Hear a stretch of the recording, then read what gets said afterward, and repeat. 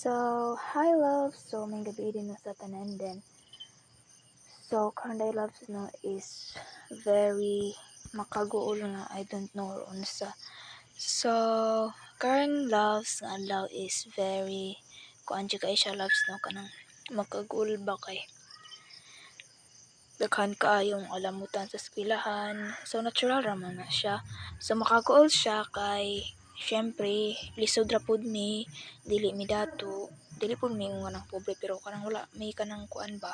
Lisod kay panahon karon niya akong papa is pedicab driver lang niya. Saan man na pedicab driver niya wala naman siya pamiyasahe karon kayo yang gisalikan raman ka ng estudyante sa high school niya kawa na may klase ang estudyante sa high school loves. So moong lisod jud kayo among panginabuhi karon. Then it comes nga karon nga week is daghan jud ming alamutan no. And it's normal kay college naman ko and nakana lang ko ba. Di jud ay lalim no.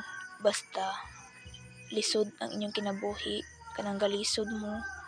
Tapos maabot sa time mo daghang alamutan, daghang balayran, dili gyud lalim labs samot nang wala mo kakuhaan og kwarta. And mostly dili sa college dili lang kanang like uban project nga color paper mga no, kwarta ang kinahanglan loves. And wala ko maingon nga dili jud ay rason nga muundang kung maglisod man, kung makaya man sa ginikanan nga mapaagian og pamaagi. So padayon lang yun mo ako jud loves di jud ko kanang muundang.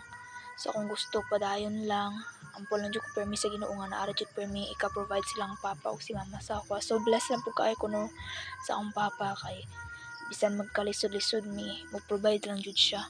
So ako maingon sa tanan ay lang tag-undang padayon lang ta kay ang paghago nato og sa atong mga ginikanan maabot ra gina sa panahon pohon nga paboran na pud ta sa Ginoo. So mao ra to, God bless us all.